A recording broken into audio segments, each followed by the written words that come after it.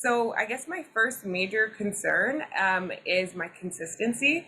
Obviously, I have a toddler and a newborn, so that's played a big factor in like how much time I'm able to dedicate to sit down and like do my studying. So I got my schedule from you last week.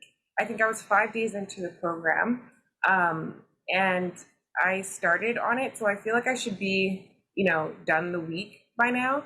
But I'm actually on day 3. So I feel like, okay, every day that I open my laptop and I look at the schedule and I see what day I'm on and how much more I have to do, I'm just like, I don't know if I don't know. It gives me a little bit of anxiety. Like, will I be able to finish and go through all the material and have a good understanding, a solid understanding, and get all my questions asked before my exam date, my test date? Because right now I feel like I've been able to get pockets of time, typically every 3 days, which is terrible. But if I'm not actively sitting there and doing questions and like rewriting stuff and doing problems, on those days that are off, I still like will look at your IG, or I'll like, listen to students' video explanations and stuff. So I feel like I'm still like keeping my foot in the sand, but I'm not getting to do as much practice, I guess, as I'd like to consistently. Sure, I understand. Yeah, It sounds like you have a lot on your plate. yeah. But it's doable, right? If anything, like that's what I got from you. I think one of the most useful things that so far, like one of the most profound things that I've taken from you is when you said like we spend 4 years on our undergrad and it matters less than the LSAT score, and people are so quick to do like 2 or 3 months. So I'm willing, like I understand that this is going to be hard, it's going to be difficult. I'm literally rewiring how I think.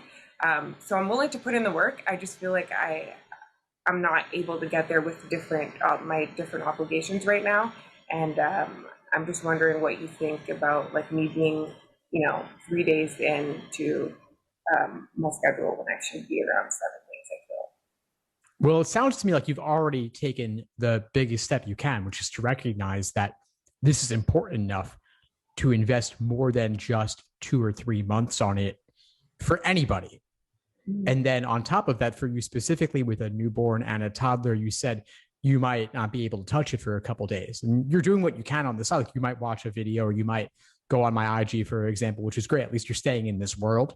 But then when it comes down to actually hitting the books, you might not be able to go through the material at the same pace as somebody without those family obligations, without 2 very young children who require a lot of care and support.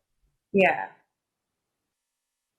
Yeah, so I just don't know if you feel like, so I am currently registered for April, but obviously after we talked the first time, I'm totally comfortable pushing it to June.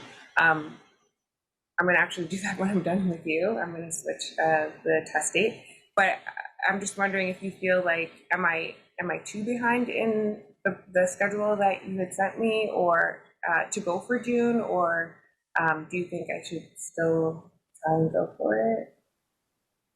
June could be realistic. June could be fine. Okay. What we need to do is we need to spread the work out more. So rather than giving you a plan of attack that assumes you don't have the obligations you do, I'd rather we customize something for you based on the time that you're able to put in. So instead of assuming that you can do 20 hours a week of LSAT, what if we reduce the obligation a little bit so that you can feel you're staying on track? Thanks for tuning into the show. Please subscribe if you haven't done so already to be notified of new episodes as I release them. And feel free to reach out if you need anything at all as you move forward with your prep. I'm happy to help however I can. In the meantime, I'll wish you all the best and take care.